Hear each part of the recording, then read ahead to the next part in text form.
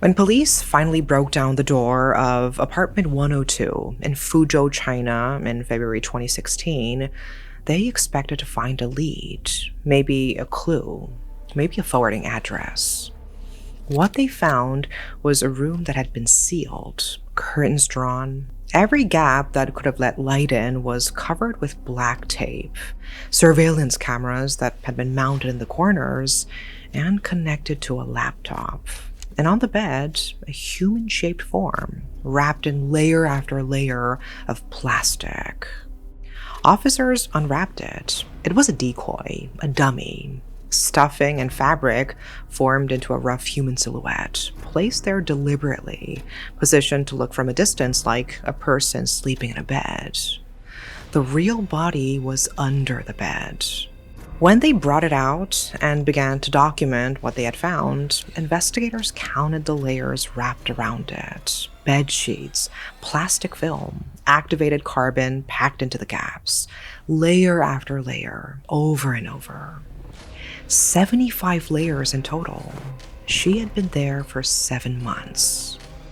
Today, I will be telling you the story of Xie Tianqin and how she came to be wrapped in 75 layers of fabric and plastic under a bed in a sealed room. Let's begin.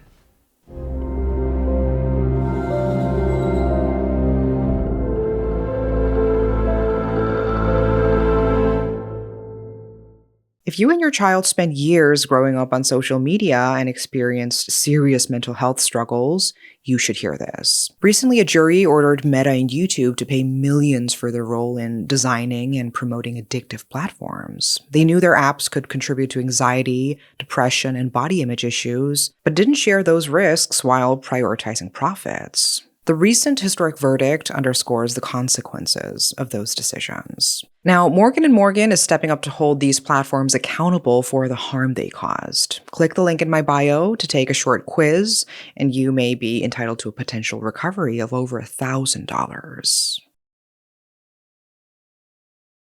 Her name was Xie Tianqin. She was 47 years old, weeks from her 48th birthday. She was a history teacher living on the school's campus. She had lived there for years in staff accommodation, housing provided by her employer, the second affiliated middle school of Fuzhou Education College. What was harder to establish was where she had been all this time, because according to everyone around her, her colleagues, her relatives, her friends, Tianqin had not been in this apartment since July 2015. She had been in America, in Boston, accompanying her son, who was studying at MIT. That was the story anyway. And for 6 months, everyone had believed it. Investigators began working through the apartment methodically, and the more they documented, the more deliberate everything became. The black tape was not applied in a panic. It had been placed carefully along every curtain edge, along the base of every door, over every gap where outside air or light could get in. The surveillance cameras in the corners were properly mounted and connected to the laptop, which was connected to a remote monitoring system. Whoever set this up could check the apartment from their phone, from anywhere in the country, and be alerted the moment anyone entered. Infrared motion sensors were positioned at entry points. Then there was the body itself. The 75 layers were not the work of someone who was acting in a frenzy. Bed sheets first, then plastic sheeting, then activated carbon. The same material used in refrigerator deodorizers and water filters, packed into the gaps between each layer. Activated carbon works by absorbing odor particles from the surrounding area. It suppresses the smell of decomposition.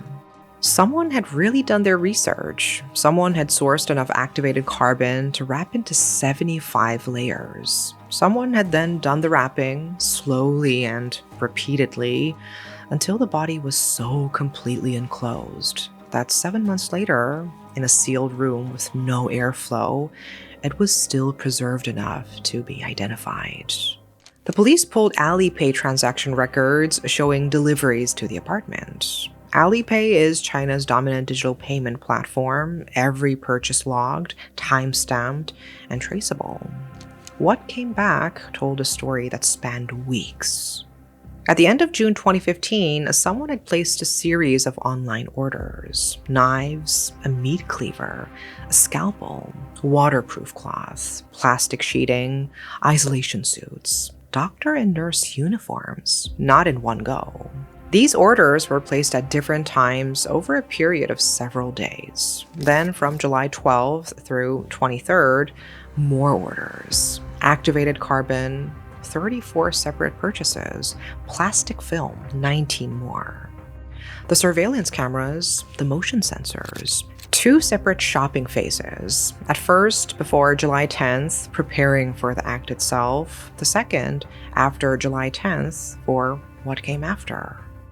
Then there were the bank records. In mid-July 2015, money had started flowing into Xie Tianqin's personal bank account, large amounts, from multiple people.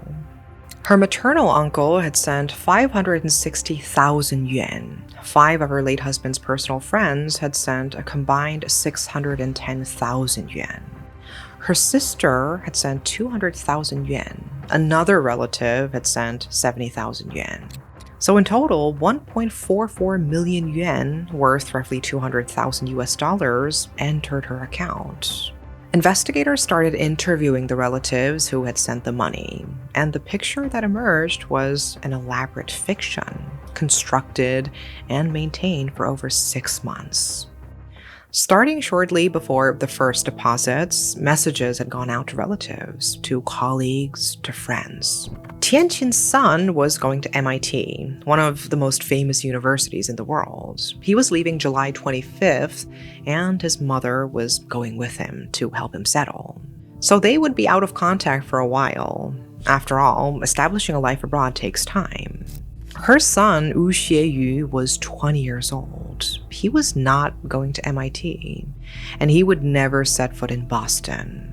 He was a student at Peking University in China, and shortly before the financial request started, he had killed his mother and wrapped her in 75 layers of fabric and plastic.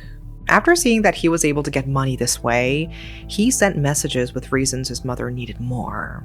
Tuition fees, living expenses, proof of financial resources to show the university that they could afford to be there. The requests came both from his phone and from hers. Some relatives received calls from her. It sounded like her voice. Nobody thought to verify whether the story was true. So the money moved. Xie had also, it emerged, forged her handwriting and mailed a resignation letter to the school. Her colleagues had received it and processed it. A beloved history teacher, leaving the job she had held for over 2 decades to accompany her exceptional son to the US. The school did not call her to confirm. Nobody did. The resignation was filed and her salary payment stopped. And for a full 6 months, from July 2015 to February 2016, not one person in Tianqin's life questioned this narrative. She was in America. She was busy. She was doing what devoted Chinese mothers do when their exceptional sons need them, focusing on ensuring his success. Here is what makes that 6 months of silence so staggering. Tianqin was not a woman without community. She had colleagues who had worked alongside her for years, who had seen her every single day. She had a sister, extended family, friends. And none of these messages, no parts of the story, had triggered a single phone call to make sure it was true. Part of that is due to the specifics of the story. It was internally consistent, emotionally plausible, and delivered in the name of a young man everyone trusted completely. But part of it is also who she was, or rather, what was expected of a woman like her. She had grown up in Nanping, Fujian province. She had built her whole life around her work and her son. When her husband Wu Zhijian died of cancer in 2010, people offered help, the school, even his former colleagues. She refused every offer. She wanted to manage on her own, and she had. But when the story came out that she was giving up her job and her apartment and her whole life to follow her son to America, it still sort of fit. And while this was happening, Xie Yu was keeping the illusion alive. He traveled through Fujian, through Shanghai, through Beijing. In October 2015, on his birthday, he called relatives and kept the conversation light. In late December 2015, he returned to his Peking University dormitory and asked a classmate about retaking an exam in the second semester. The version of himself that everyone knew was still technically present in the world, performing as a dedicated student, performing as a good son. And all along in that apartment, under the bed, in the dark, his mom's body was still lying on the floor. At the end of January 2016, a message went out to relatives. Xie Yu and his mother were returning from Boston, it said.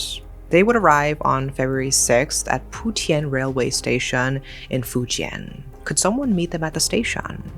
February 6th came. Nobody arrived. Calls went unanswered. Relatives drove to Tianqin's apartment in Fuzhou. Nobody came to the door. They asked the school administrators to unlock the door for them. They were refused, so they went to the police. Investigators initially suggested the family might have debts and be avoiding creditors. These things happen. But then one of Tianqin's colleagues mentioned something in passing. She had seen the son on campus at the end of July 2015, after he was supposed to have flown to America. That single detail unraveled everything. Investigators established that between February 4th and 6th, he had been staying at a hotel in Henan province, a landlocked province in central China. A cash machine had captured his face on camera at 11 p.m. on February 4th. That was the last confirmed image of him in any public surveillance system for the next 3 years. On February 14th, 2016, the 7th day of the Chinese Spring Festival, a date associated in China with reunion and homecoming, police entered the apartment. The room was exactly as it had been left, dark, sealed, black tape over every gap in the window. The laptop on the floor, cameras still recording, the dummy on the bed, and Tianqin's body under it. And the evidence had been pointing at Xie Yu from the start. The Alipay orders were in his name, the bank account password was his birthday, something he was able to guess. The building's CCTV had captured him returning to the apartment in October 2015, 3 months after his supposed departure for America. On March 3rd, 2016, Fuzhou police issued a public reward notice, 50,000 yuan, worth over $7,000 for information. But by then, he was already gone, vanished from every city, every campus, every place his face had ever been known. The public reward notice named Xie Yu, and what followed was a nation trying to reconcile what he had done with the kind of character he had displayed. Because Xie Yu had been the perfect son. And he had grown up on the same school campus where his mother worked, the same teachers, the same corridors, the same world. In 2009, he sat the entrance exam for Fuzhou No. 1 Middle School, the city's most academically prestigious school, and earned the highest score among all the applicants. When university application time came, he did not sit the Gaokao, the single national entrance examination that determines almost every Chinese student's future. He was given a direct recommendation, an option only for students that are so exceptional that teachers nominate them by name. You can't apply for it. You have to be chosen. And he was recommended to the School of Economics at Peking University, China's most prestigious institution, and admitted in 2012. At Peking University, he got straight A's in his first year. He got the Liao Kaiyuan Scholarship, a named competitive award worth 10,000 yuan, which is almost $1,500 in his second year. In September 2014, he sat the GRE, the standardized test for postgraduate admission in the United States. He scored 165 out of 170 on verbal, a perfect score on quantitative, and 4.5 out of 6 on analytical writing, placing him in the top 5% of all test takers worldwide. His classmates, when journalists found them, were full of praise. He was warm, he was funny, he talked about his mother with genuine affection, and said she had sacrificed a great deal for him. One of the most likable people they had met, not one person had a negative word to say about him. The story of the perfect son with the perfect scores and the perfect scholarship, that story had been real, but that supposedly perfect son had murdered his mother, and that story was real too. While the public was wrestling with this, Xie Yu was at large, moving through the country's coastal cities, Shanghai, then Shenzhen, and then inland to Chongqing. It was a municipality of over 30 million people in southwestern China, where he could disappear into the crowd. He used false names, he worked at a nightclub, then a bar. Colleagues recalled instances of him switching effortlessly into fluent English with foreign customers, an unusual skill for a man working as a waiter. He told some people he had graduated from Peking University. He told others he had graduated from Tsinghua, its great rival. Nobody believed him. He accumulated more than 30 fake identity cards. He spent his stolen money without caution, on lottery tickets, on nightlife, on a bar manager he had fallen for and eventually proposed to, spending over 100,000 yuan, which is almost 15,000 US dollars, on proposal alone. He read political news, he worked out in gyms, he kept studying English. He was in his early 20s with 1.44 million yuan, worth around 200,000 US dollars, of other people's money, living under a false name in a city where nobody knew him well enough to recognize him as the man in the news who had killed his mother and left her body under a bed. On April 20th, 2019, Wu Xieyu walked into Chongqing Jiangbei International Airport just before 4 in the morning to see off the bar manager who was flying to Wuhan. China's Sky Eye system, a nationwide network of surveillance cameras feeding into a centralized facial recognition database, scanned his face 4 times as he walked through the entrance security area. Each pass returned a match of 98% or higher against his wanted photo. Police were dispatched before he had crossed the lobby. They arrested him before the sun came up. When they approached him, his only statement was, "There's nothing more to say."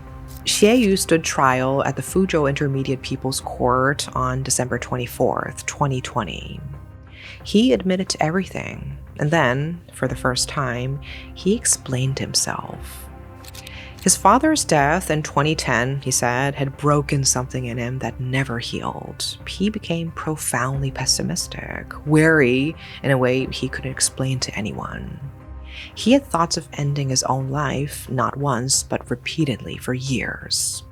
He told none of this to his mother, to his teachers, to the classmates who thought he was warm and funny and completely fine. His grades were good. He was still smiling. He performed the version of himself that everyone expected, and performed it flawlessly, while something else was building underneath. During the Spring Festival of 2015, Chinese New Year, when families come together, he said he noticed 2 things about his mother. She had become deeply devoted to the music of Leslie Chung, a Hong Kong pop star and actor who died in 2003 after stepping off the roof of a hotel, whose death had made him a symbol of romantic tragedy across East Asia. She was also absorbed in Dream of the Red Chamber, considered the greatest novel in Chinese literature. Its most beloved character, Lin Daiyu, is famous for slowly wasting away and dying, surrendering to sorrow rather than fighting it. From those 2 observations, Wu Xieyu came to a conclusion that no clear mind would come to. He was certain that his mother was secretly longing for death, that she was suffering in a way she could not say out loud, and was reaching the end the way Lin Daiyu had, quietly, without asking anyone to stop her. He said he decided to kill her as an act of mercy. What the evidence showed was something else. He had chosen July 10th as the date deliberately, as it is the numerical reverse of his own birthday, October 7th. At the end of June 2015, he had placed the first wave of online orders. He was not improvising. He was preparing. On July 10th, 2015, at approximately 5 in the afternoon, Tianqin came home from work and bent down at the apartment entrance to take off her shoes. Suddenly, her son struck her in the head and face with a dumbbell repeatedly until she was dead. He told the court one more thing. After killing his mother before he left, he opened her personal diary and read it. He found an entry that said, "Fortunately, our son is so outstanding." And another addressed to his dead father, "Jian, you have blessed me and Xie. She had been writing to her husband about him. Xie said in court that reading those words crushed him. He couldn't bear it, and so he ran away and left her body at home. He also told the court why he wrapped her body in 75 layers of fabric and plastic. It wasn't to hide the smell. It wasn't to buy time. He said it was because his father had loved cleanliness. He was wrapping his mother's body meticulously because his dead father had been a clean person. But what about the dummy he had created? That had nothing to do with cleanliness. This is a ritual to release my mother's soul to heaven. After 3 days of this rite, she could go to heaven and be with my father, he said. As for the cameras and motion sensors, he had decided to install them so that when police eventually found Tianqin, he would know and could end his own life. The court heard all of this, and it did not help his case. His relatives submitted letters of forgiveness. His lawyers argued that he'd been suffering from a mental illness. The court rejected everything.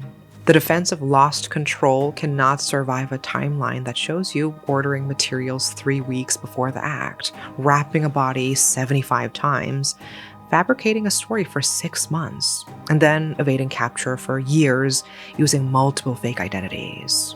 Every step required knowing exactly what you were doing. On August 26, 2021, Xie Yu was sentenced to death for intentional homicide, 11 years for fraud, and 3 years for illegal purchase of identity documents. He was permanently deprived of political rights and fined 103,000 yuan, which is worth almost $15,000. He appealed. While awaiting his second trial in detention, he wrote a single letter addressed to his relatives, all the people he had stolen from, all the people his mother had loved. It ran to over 50,000 words. He wrote about his childhood, his fear of doctors, his resentment. He wrote, "I have been number one since I was a child, the best one. I always made my parents proud of me. But am I now going to end up as the most shameful sinner?" The Fujian High People's Court came back with its verdict on May 30th, 2023, and it upheld the death sentence. On January 31st, 2024, Xie Yu was executed by lethal injection at the age of 29. The court informed him he had the right to request a final meeting with family. He made no such request. Within hours of the announcement of his death, the news received more than 830 million views on Weibo, China's dominant social media platform. One of the most upvoted comments read, "He should be executed for the crime," but it also feels like a tragedy in the human world. He planned it. He chose the day deliberately. He wrapped her body dozens of times and monitored the room from his phone. Whatever broke in him after his father died, the calculation that followed was entirely his own. But Xie Tianqin deserves to be remembered as more than a victim of her son's violence. She was a teacher who spent her entire adult life at the same school, who refused help even when she was struggling because she had decided to manage on her own, who wrote in her diary about her outstanding son. And that entire life that she had built, had maintained, even through tragedy, was taken from her by the outstanding son who had planned her murder in advance. Her son said she was one of the best people in the world. I hope she is remembered that way. That is all for today. Thank you for watching.